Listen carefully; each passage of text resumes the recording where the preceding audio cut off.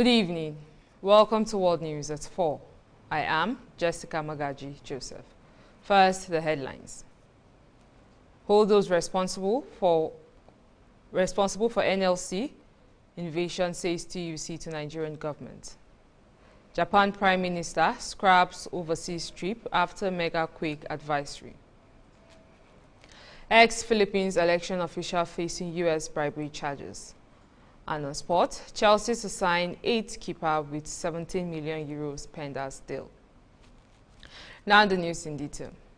The Trade Union Congress of Nigeria has urged the federal government to hold accountable those responsible for authorizing and executing the invasion of the Nigerian Labour Congress headquarters in Abuja. TUC President Festus Osifo, who made the call in a statement in Abuja, described the invasion as a grave violation of fundamental rights, particularly the freedom of speech and expression. He called for an immediate and thorough investigation into the incident. According to him, the invasion represents an overreach by security forces and poses a direct threat to the rights of Nigerian citizens. Osifo called for the prompt return of all confiscated materials and an official explanation for what he termed as an unjustified action. The NLC confirmed that its national office in Abuja was invaded by security operatives. According to a statement by NLC spokesperson Benson Opa late on Wednesday, the operatives arrested the security guards, forcing them to hand over keys to the office on the second floor. The operative then broke into the floor, ransacked the bookshop, and stole hundreds of books and publications. 17 political parties participating in the forthcoming governorship election in Edo State have nominated only 44,687 of the 80,410 agents required for the elections.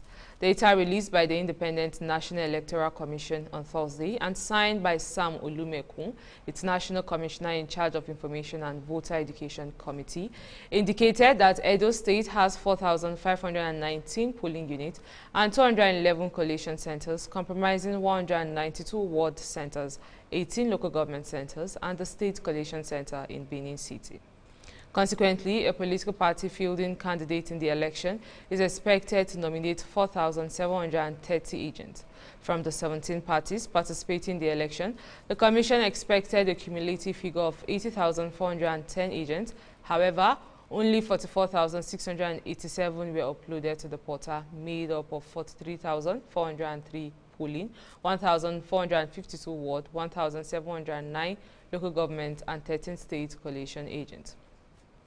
Put together, the 17 political parties nominated 55.6% of the expected number of agents.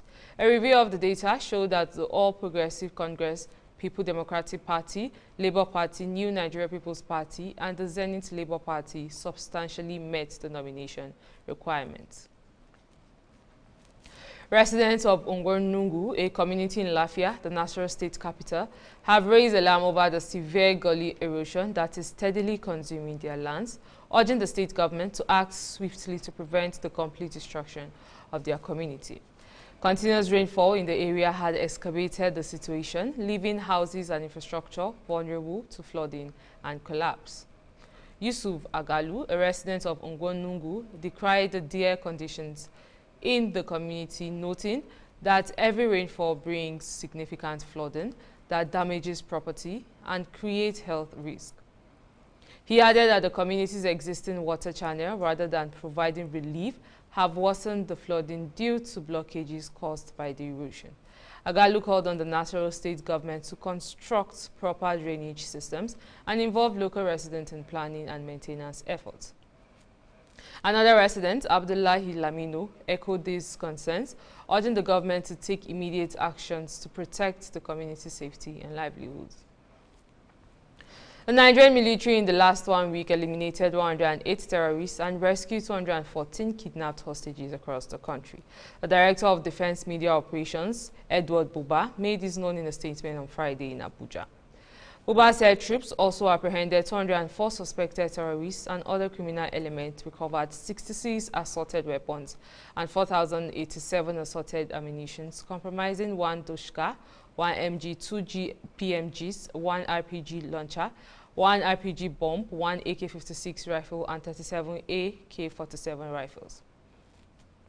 He added that the troops also recovered 4 MRAPs, 2 GTs, 3 fabricated rifles, 6 stained guns, 3 locally made pistols, 6 magazines, 1 bandolier, and 2 HH radios.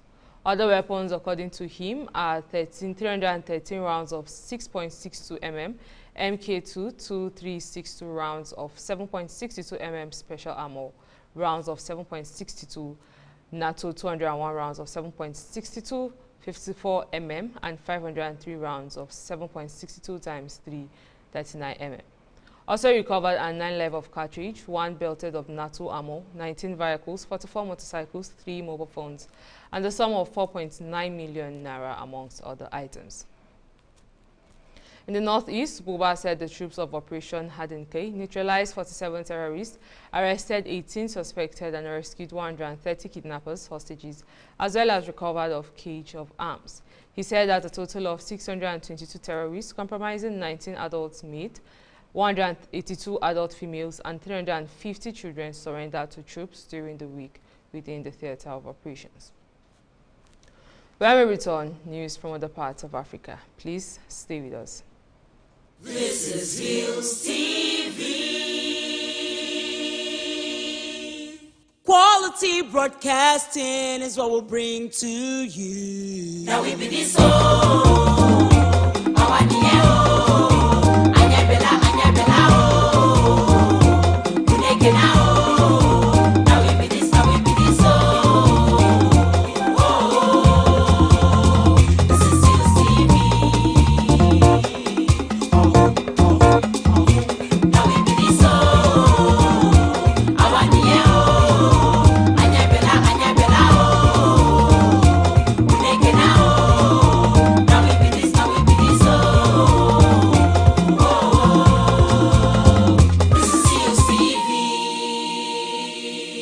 Hillstv, Poker. With famine confirmed the Zamzam displacement camp in Sudan's North Darfur, there are growing concerns that similar crises may be unfolding in other nearby camps, an official with the UN Emergency Food Relief Agency said in an interview. The Zamzam camp houses about 500,000 displaced persons and is located near North Darfur's besieged capital, El Fasher, which has witnessed some of the fiercest fighting since the start of the war between rival militaries, Sudanese armed forces, and rapid support forces last April. An estimated 10.7 million people have been displaced within Sudan, and a further 2.1 million have sought refuge in neighboring countries. The fighting has also precipitated an acute hunger crisis, with almost 26 million struggling to secure daily meals. In an exclusive interview, Lenny Kinzili, head of communications at the World Food Programme in Sudan, told Abdelmonem that as many as 13 other areas across the war-ravaged country are also at risk of famine. These are areas with active conflicts such as in Darfur, Kordofan, and Khartoum, which are worsening by the day and making assessment very difficult. Access to the camps that are inside El Fasher, where fighting continues to intensify day by day between the paramilitary RSF and the SAF, make it extremely difficult to access. Kenya's police have fired volleys of tear gas in the heart of the capital, Nairobi, as small groups of people gathered in renewed protest against embattled President William Ruto. The Nani Nani March, meaning 8/8 in reference to the date August 8 on Thursday, followed weeks of similar pro-reform protests that saw Ruto scrap plan tax hikes and overhaul his cabinet. Riot police patrolled the streets of the central business district, and roadblocks were set up on major arteries. Many shops were shut. The East African nation, one of the most stable in the region, has been rocked by weeks of deadly protest against Ruto's 2-year-old administration, mostly led by the young Gen Z Kenyans. We move to other parts of the world after this break. Please stay with us.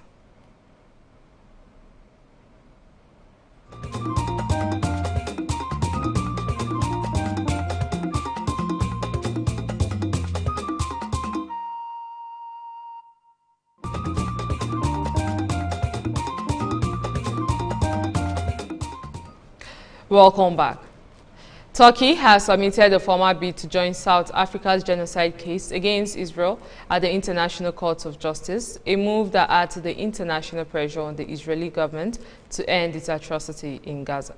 A Turkish delegation, including Ankara's ambassador to The Hague, Selçuk Ünal, officially filed a request on Wednesday, the country's news agency Anadolu disclosed. Turkey's decision to intervene reflects the importance our country attaches to resolving the Palestinian issue within the framework of law and justice. The Turkish Foreign Ministry said in a statement on Wednesday, stating that his conscience of humanity and international law will hold Israel officials accountable. Turkey has now become the 7th country formally seeking to join the case at the United Nations top court after Colombia, Nicaragua, Spain, Libya, Palestine, and Mexico. Prime Minister Fumio Kishida on Friday cancelled a 4-day trip to Central Asia after government scientists warned Japan should prepare for a possible megaquake. The weather agency said a huge earthquake was more likely in the aftermath of a magnitude 7.1 jolt in the south on Thursday, which left 14 people injured. Nuclear plants nationwide were also instructed by authorities to double-check their disaster preparations. The Japanese word for hoarding was trending on social media platform X as people expressed concern about panic buying and urged each other to stay rational. As a prime minister with the highest responsibility for crisis management, he decided to stay in Japan for at least a week, Kishida told newsmen. He said the public must be feeling very anxious after the Japan Meteorological Agency issued its first advisory under a new system drawn up following a major magnitude 9.0 earthquake in 2011, which triggered a deadly tsunami and nuclear disaster. The former chairman of the Philippines Election Commission was indicted by a U.S. federal grand jury in Florida on Thursday for allegedly taking bribes from a company that provided voting machines for the country's 2016 elections. Andres Bautista, 60, faces 1 count of conspiracy to commit money laundering and 3 counts of international laundering of monetary instruments, the Justice Department said in a statement. 3 executives of the voting machine company were also indicted for their roles in an alleged bribery and money laundering scheme to retain and obtain business related to the 2016 Philippine elections. The Justice Department did not identify the company, but one of the 3 indicted executives is Roger Alejandro Pinate Martinez, 49, a Venezuelan citizen and Florida resident who is a co-founder of Smartmatic. Up next is business. Please stay with us.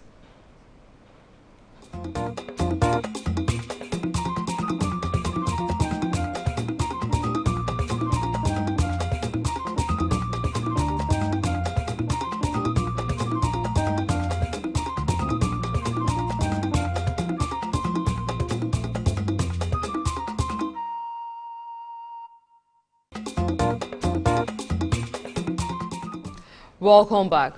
On business news, the Nigerian National Petroleum Company Limited has demanded a refund of 4.71 trillion naira from the federal government to settle a standing debt used to import premium motor spirits, popularly called petrol, into the country. The claim was listed as exchange rate differential on PMS and other joint venture taxes on petrol products imported by the company between August 2023 to June 2024. This was disclosed by the Minister of Finance and the Coordinating Minister of the Economy, Wale Edun, at the June meeting of the Federation Account Allocation Committee.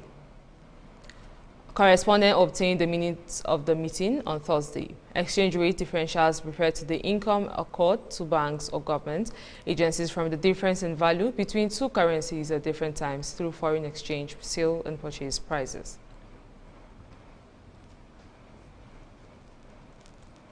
Indonesia and Japan has agreed on amendment to an economic agreement to reduce or remove trade barriers, Indonesia said, predicting the revision will boost bilateral trade. Japan will further reduce import tariffs on 112 Indonesian items, including fishery products, fruit, food and beverages, Indonesia's trade ministry said in a statement. Indonesia will improve market access for 25 Japanese products, including stainless steel and automotive, under the new Indonesia-Japan Economy Partnership Agreement, which is expected to be ratified next year. Indonesia's exports to Japan were predicted to surge to $35.9 billion by 2018 in light of the revision from $20.8 billion in 2023, according to the statement.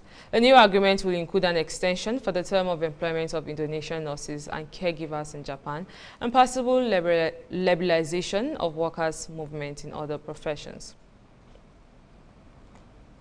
European stocks fell and the U.S. futures slipped on Thursday after turbulent sessions in Asia and on Wall Street as investors struggled to find their footings in a wild week for market.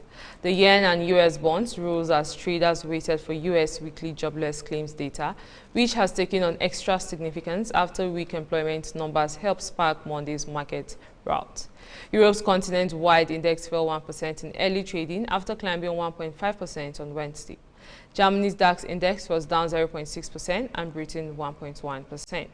Futures of the US, S&P were down 0.4%. The index fell 0.8% to the previous day, having given up gains of as much as 1.7% in morning tradings. Still to come, sports. Please stay with us.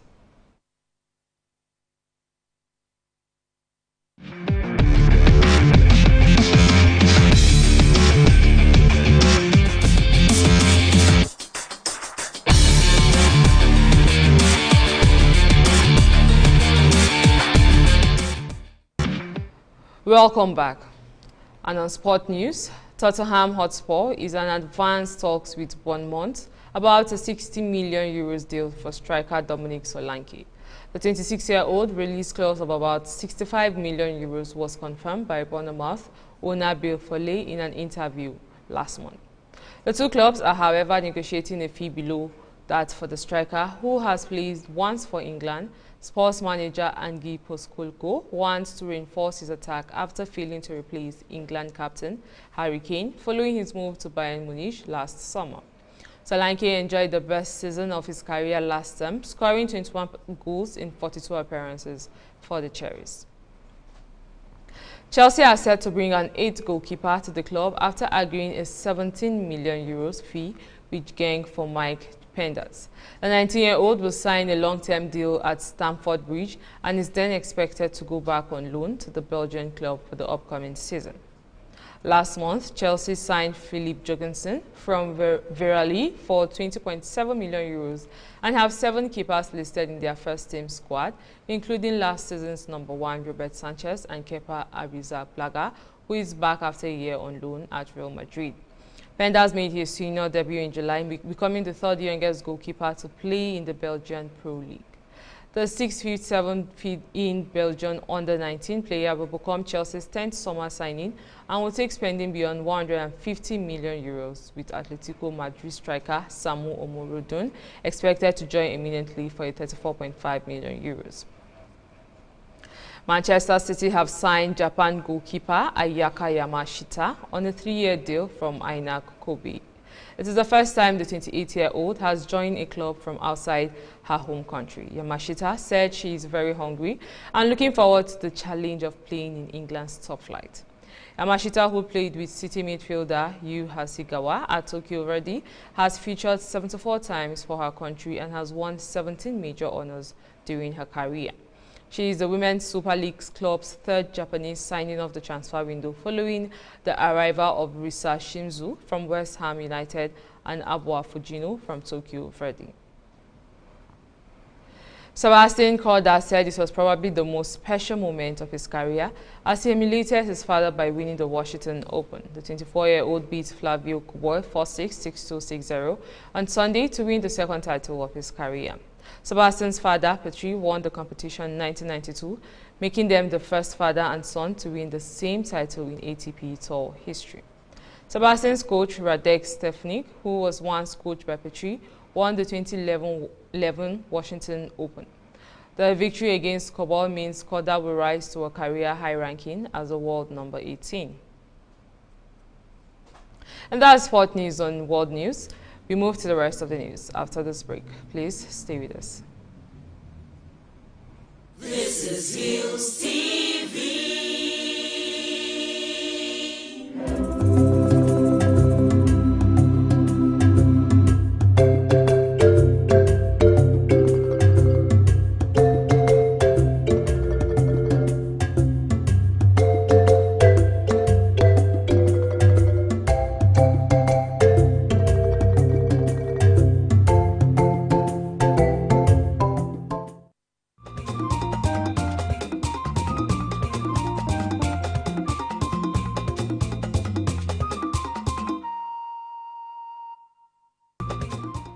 Thanks for staying with us. Now to the rest of the news. Global temperatures eased slightly in July, bringing an end to a 13-month streak of the heat record as the El Nino weather system ebbs.